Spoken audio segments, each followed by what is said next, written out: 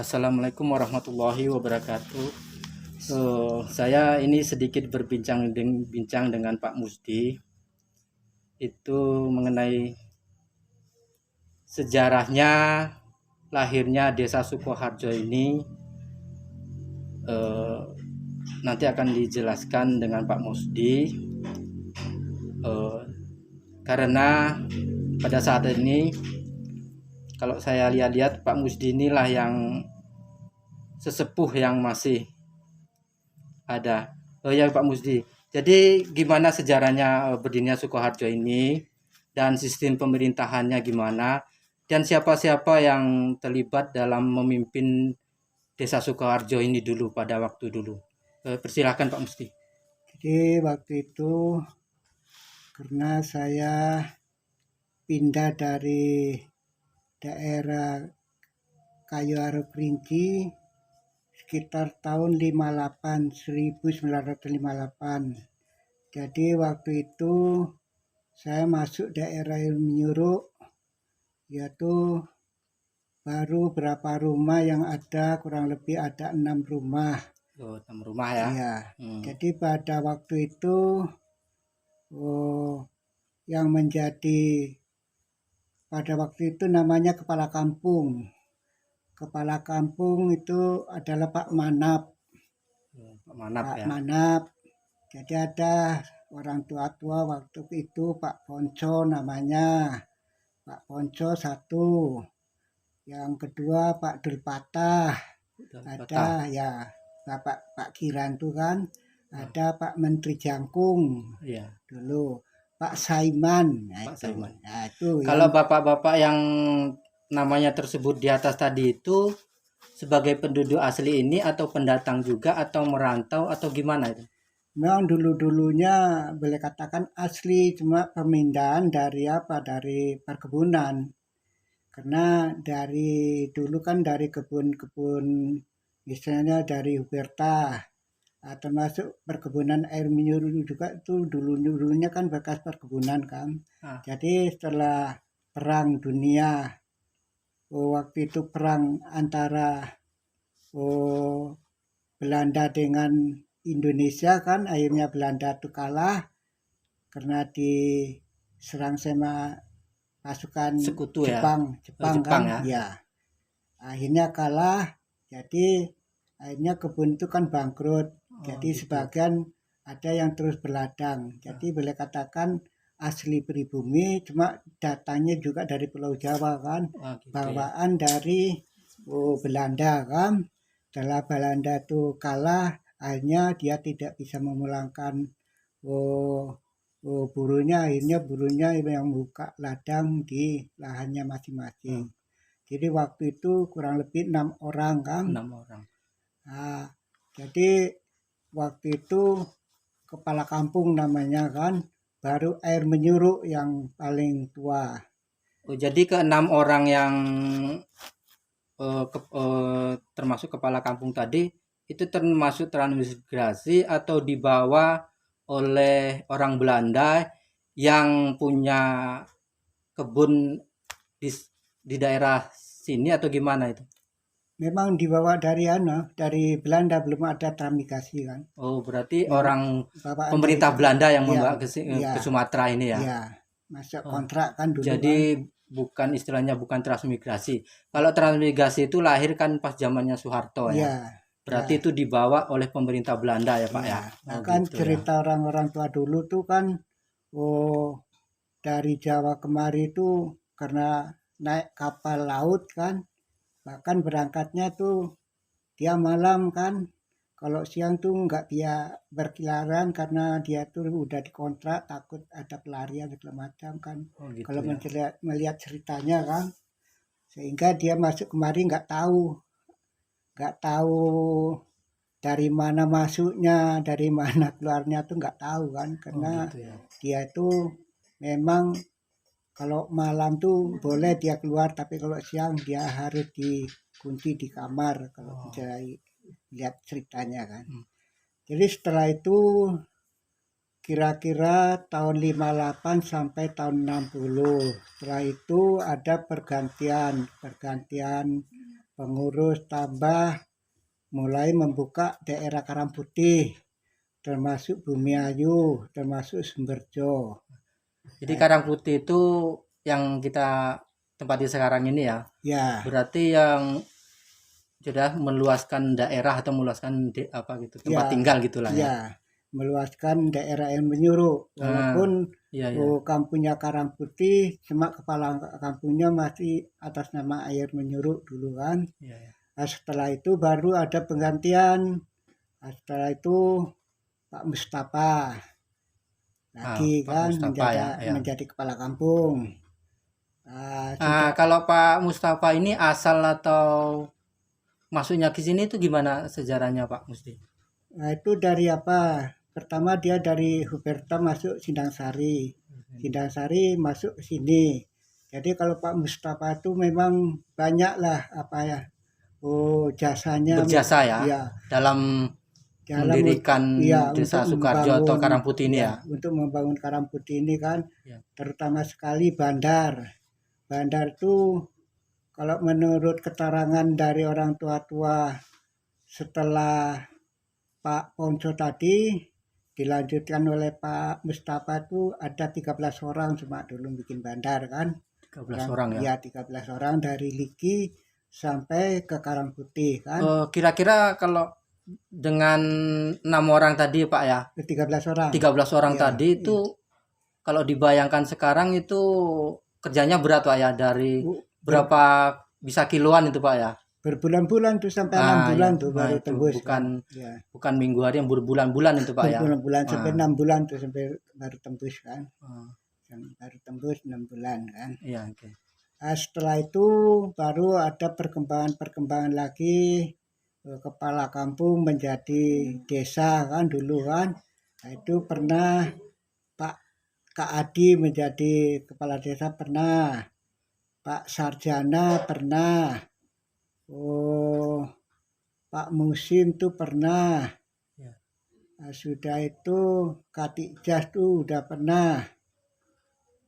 Kalau saya pernah mendengar Bapak Lurah Muhammad, nah itu maksudnya siapa ya Pak ya? Pak Mamat. Pak Iya, Mamat Pak ya. Mamat itu ya Ya. maksudnya. Nah, itu Saya pernah mendengar kata-kata sesepuh itu Lurah Muhammad katanya. Pak Mamat namanya Iya. kan. Ya setelah Pak Mustafa itu berhenti itu digantikan sama Pak Mamat. Pak Mamat namanya ya. Setelah Pak Mamat berhenti diganti lagi sama Pak Mustafa, pernah itu kembali lagi ke Pak Mustafa kan. Gitu ya. Jadi Pak Mustafa itu satu periode, dalam periode itu waktu itu mungkin lebih 3 tahun 4 tahun kan nggak ada batasannya kan. Iya. Jadi berhenti diganti sama Pak Mamat, diganti lagi sama sama Pak Mustafa. Gitu ya. Ya, setelah itu baru banyak apanya kan, Pak Karto itu pernah juga menjadi kepala kampung dulu kan. Ya. Nah, sudah itu Kak Adi. Nah, sampai siapa tuh Pak Musim, sampai banyaklah soal-soal kepala kampung itu Pak Ponco juga sebelum Pak Manap menjadi kepala kampung, Pak Ponco dulunya kan. Gitu. Ya. Dari sekian sesepuh atau orang tua yang terdulu itu generasi yang sekarang itu siapa yang mewarisi Pak kayaknya yang bertempat tinggal di sini? Contohnya umpamanya Pak Mustafa, anaknya siapa, umpamanya Pak apa gitu, siapa aja tuh Pak yang masih apa ada gitu? Ya Pak Mustafa kebetulan memang dia tidak punya anak kandung kan, cuma anak angkat. Jadi yang hartanya sebagian dibagi kepada anak kandungnya Pak Lukman dulu kan. Sudah itu Pak Julaini, yang sebagiannya memang dijual tuh kan. Oh gitu ya. Ya, yang sebagiannya dikasihkan cuma kemenakannya mungkin kan. Cuma sebagiannya dijual untuk naik haji waktu itu kan. Karena Pak Mustafa tuh sempat pergi ke haji, jadi kebetulan juga yang Ibu Marsan dia wafatnya di Tanah Suci sana kan. Cuma Pak Mustafa bisa kembali kan. Oh berarti di dalam kampung atau desa kita ini Oh, berarti dulu pernah ada zaman dulunya seorang haji Pak ya? Ada Ada ya. ya, Oke. Pak Mustafa itu haji Ya. kan. Terus untuk sampai sekarang, sampai perkembangan sampai saat ini tuh gimana Pak Sukoharjo itu Pak? Ya, Dengan sistem pemerintahannya, atau pendapat Bapak dengan pemerintahan generasi ke generasi itu gimana Pak? ya kalau sampai saat ini memang banyak perkembangan-perkembangan, apalagi setelah kemajuan sekarang kan pembangunan banyak yang udah dilaksanakan oleh pemerintah, Pemerintah pusat Pak ya? ya baik pemerintah pusat maupun pemerintah daerah. Bahkan setelah saya nilai banyak pembangunan yang sangat bermanfaat yang melalui dana PMPM kan. Pak ya? Ya, misalnya kan seperti Senawia Sapan tuh kan, Iya, itu iya. pembangunan PMPM juga. Ah, rumah sekolah TK di Pasir Putih PMPM juga tuh kan. Lah TK di Karangputih juga itu PMPM kan. Termasuk jalan-jalan masuk ke Pasir Putih itu awalnya juga dari PMPM, termasuk jalan Sumberjo itu PMPM, termasuk apa nih pembangkit listrik PLTNH itu juga dari PMPM. Gitu Pak Jadi ya? PMPM itu banyak sekali pembangunannya yang sangat bermanfaat pada masyarakat sampai saat sekarang ini. Nah, oke Pak, itu masalah pembangunan pengembangan Desa Sukoharjo. Ya, Sekarang saya mau tanya itu Pak, asal usul nama Sukoharjo itu Pak.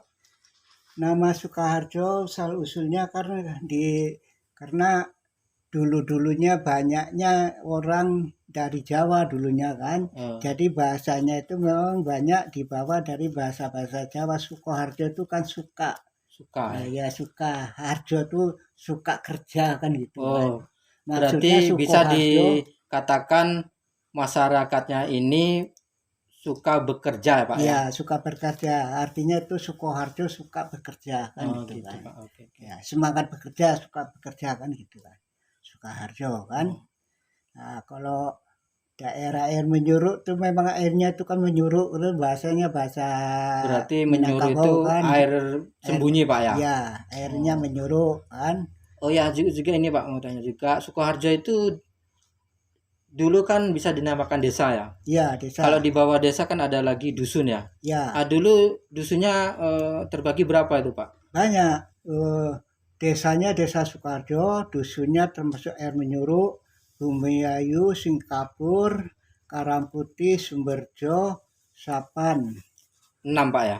Oh, 7 termasuk Pasir Putih. Oh 7 ya, Ya, oke. Itu wilayah Sukoharjo ya. ya, lah, ya Sukoharjo. Dan 7. kita kan ini berada di apa atau bertempat di Karangputih.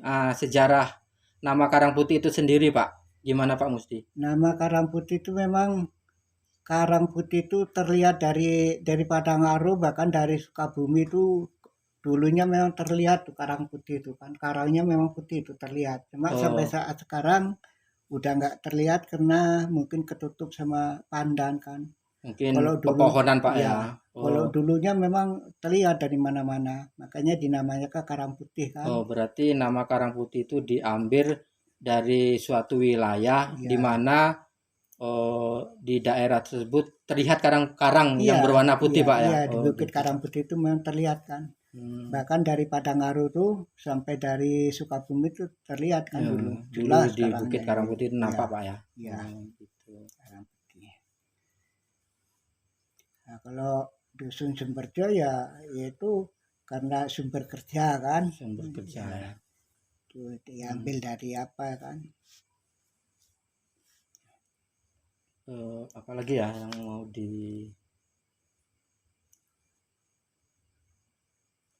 mungkin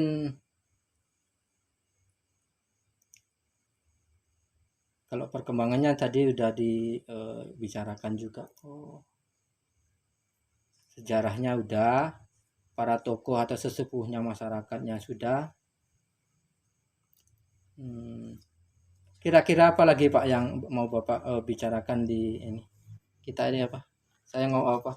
Mau sejarah, tahu-tahu aja apa kira-kira? Atau Ya, masalah orangnya, atau wilayahnya, atau gimana Pak? ya kalau seperti Bapak ini karena orang yang tua di sini tentu ingin mengingatkan kepada yang muda-muda kan Iya, supaya jangan sampailah kehilangan sejarah kan. iya Pak. Jadi kalau kehilangan sejarah nantinya kan tentu kalau nggak tahu sejarah, bukan sejarah itu berarti kita mengagung-agungkan orang lama, bukan. Cuma Bukan. tentu harus tahu riwayat-riwayat hidup dulu kan. Kalau Iya. enggak nanti akhirnya tentu akan tersesat. Seandainya orang tidak tahu sejarah, nanti kan akhirnya dia tuh nggak nggak akan mengenal budaya, nggak akan mengenal riwayat, nggak mengenal asal usul gimana dulu orang tua-tua kita Oh, untuk membuat kampung, untuk mengupayakan supaya kita bisa oh, oh, mempunyai ekonomi, misalnya seperti Bapak Mustafa itulah, dia bisa merancang membuat bandar. membuat ide-ide supaya Iya, kampung ini berkembang bahkan Pak ya. bahkan sampai sekarang ini kan masih dinikmati sama masyarakat, bahkan bukan bukan saja masyarakat setempat, bahkan termasuk Sumatera Barat mungkin banyak Iya. juga yang menikmati Ah beras ya. dari Sukoharjo ini. Itu adalah Betul ide betul. dari Iya. Pak Mustafa. Yang pertama, yang kedua, masalah pendidikan. Pak Mustafa itu nggak punya anak, dia anak kontan nggak punya Iya ya. Itu ya. anak, nggak punya. Tapi dia karena walaupun dia itu orangnya orang dulu mungkin pendidikannya nggak ada, tapi jiwanya dia jiwa nasional kan. Dia itu mewakafkan tanah untuk sekolah. Iya. Bahkan dia juga yang merancang membuat rumah sekolah darurat, termasuk masjid segala macam tuh kan. Iya. Nah, itu kan ide-ide dari orang tua dulu. Padahal orang tua dulu itu mungkin tanpa dia sekolah kan.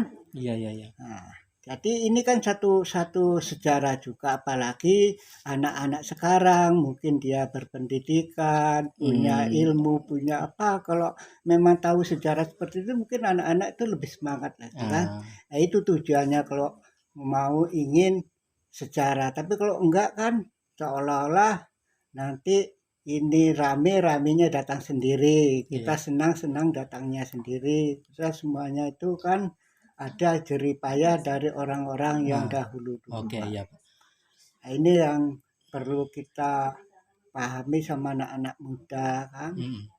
Jadi sekali lagi bukan saya mengingatkan sejarah untuk mengagung-agungkan orang yang tua dulu, enggak. Iya. Maksudnya untuk sebagai contoh lah Contoh kan. ya betul Pak. Yang baik kita teladani, yang tidak baik kita hindarkan kan gitu.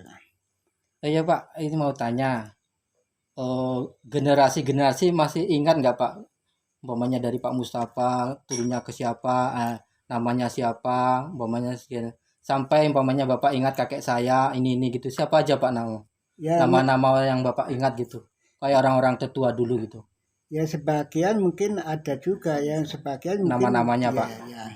Nama-nama dari generasi Pak Mustafa itu kan ya dari pertama dari generasi Pak Mustafa sampai generasinya Kak Adi sampai generasinya Pak Sarjana Ah ya, sampai yang orang-orang tetua dulu generasinya gitulah. ya Pak Katik Nasir, Pak Katijas, Pak Musim kan. Ya, terus yang di bawah itu lagi Bahwa itu kayak ya sampai generasi ke Bapak atau kayak Mbah Misran gitu atau kayak bapaknya Pak Mayudin atau gimana sampai generasi ke itu siapa aja Pak yang ingat nama-namanya?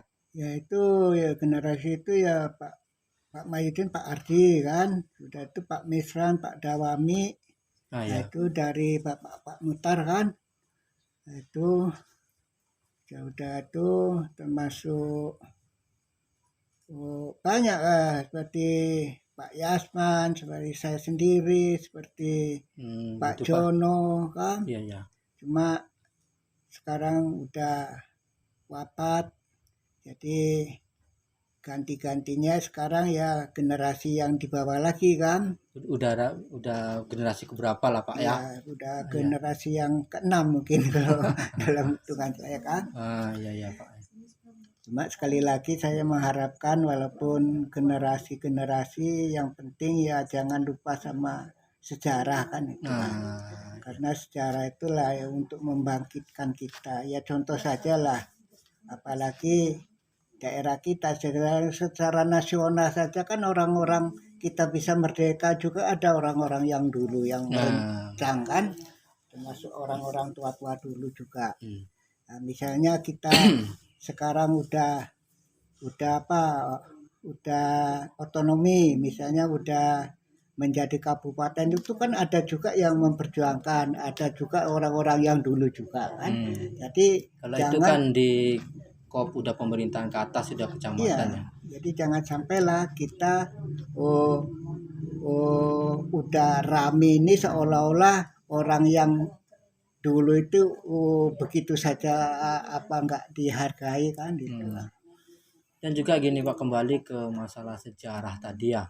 Ya. Sejarah Desa Sukoharjo.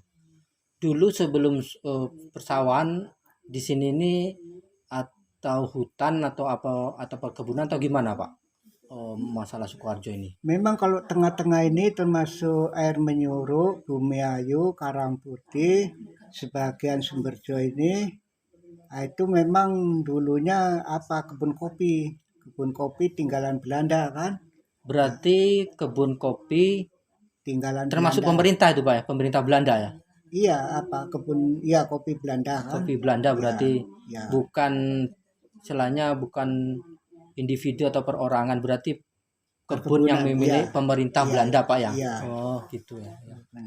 Nah sudah itu Pak dari kopi atau apa itu? Akhirnya itu kan karena waktu itu kopinya udah kopi apa kan, udah hutan kopi namanya bukan kebun kopi kan, Hutan hutannya kopi lah ya. hutan kopi kan, sama batang lemtoro namanya kan, batang patai kan. Jadi itulah usaha dari Pak Mustafa kan. Iya ya. Akhirnya dia bikin bandar, jadi mulailah orang tuh bikin mencetak sawah kan. Iya ya, Pak. Dari per piring, dari per patoknya berangsur-angsur, akhirnya menjadi apa daerah persawahan kan. Nah ini kalau bagian apa Sapan sama Pasir Putih itu memang dulunya hutan, bukan hutan kebun kopi bukan kan, memang hutan. Di hutan ya. Ya, Berarti dulu hutan. ya, Dulu sistem gini. Umpamanya kayak sekarang Bapak berada di sini, umpamanya kok bisa Bapak istilahnya wilayahnya di sini atau yang lain wilayah itu pembagiannya gimana itu? Menurut membuka atau gimana Pak? kalau dulu Atau ada yang ngatur dari istilah dari orang yang terdituakan atau gimana? memang ada yang mengatur dulu kan, yang mengatur adalah ketua pemuda namanya kan, Iya iya iya. itu Pak Subki kan. Pak Subki ya. Ya, itu Pak Subki orang termasuk orang berjasa kan. Bahkan orang-orang tuh dikasih di tengah-tengah sini kan, dia malah dapatnya itu di pinggir di Gunung Batu itu kan. Iya iya. Padahal ini kan tiap-tiap ancak tuh mintanya sama dia kan. Berarti Ya, dia yang bagi-bagi dulu kan. berarti kalau ada yang istilahnya ada yang ngatur itu ketertiban tuh ada nggak Pak ya? Iya. Kalau nggak diatur nanti itu gimana ya? Iya. Oke Pak mesti gitu Iya. lah.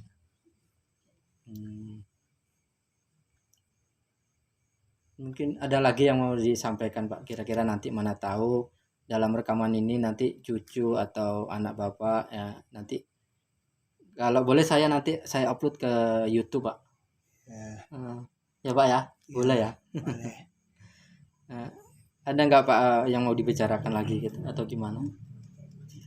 Ya, yang mau dibicarakan ya Kalau sejarah apa udah kalau kurang lebihnya memang tidak ada bukti fakta, cuman dari kayak kalau melihat dari bicara udah kayaknya udah agak ngerti gitu loh Pak. ya, cuma ya untuk tambahan saja kan ya sekali lagi kan ya yang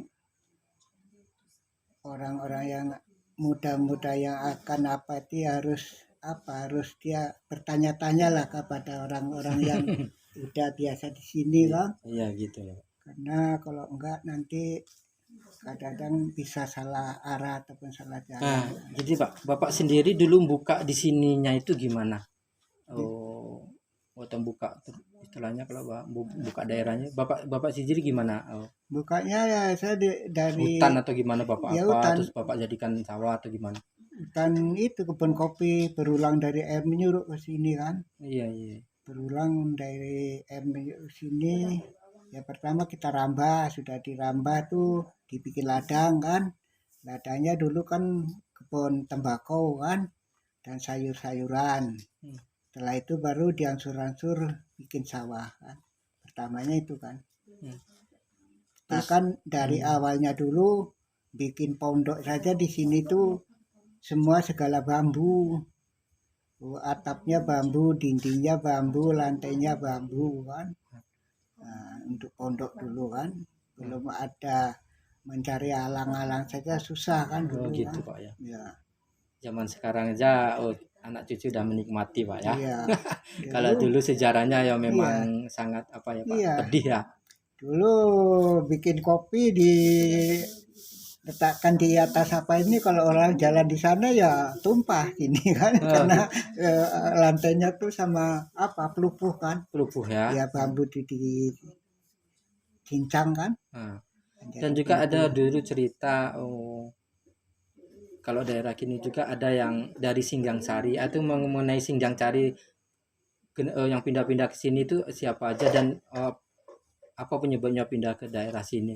Dulu Ya ada itu orang. memang itu kan karena memang orang-orang tua dulu itu dia udah apa, udah bisa untuk menerpa masa depan kan. Begitu. Karena kalau di Sindang Sari umumnya untuk peladangan tuh bisa misalnya seperti nanam bawang, nanam sayur-sayuran itu memang makmur. Kalau Sindang Sari ya, namanya Ya, apa Pak? Sindang Sari ya. Nah, Sindang Sari itu kalau sekarang itu bertempat di mana tuh Pak? Dari Liki itu ke arah apa antara Liki sama apa sama Huberta kan? Di lereng apa Huberta, lereng Oh, ke apa berarti ya, masuk masuk Liki Jalan sekarang. Huberta Pak, ke Iya, dalam ya Pak ya? iya, cuma yang jalan bawah ini kan Huberta Oh ini gitu jalan ya. bawah ini.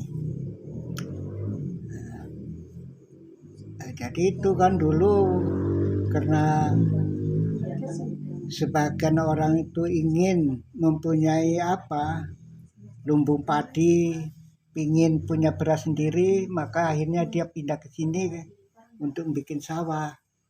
Nah, padahal dia di Sindasari kalau sekadar untuk tanaman tebu seperti bawang segala macam udah cukup.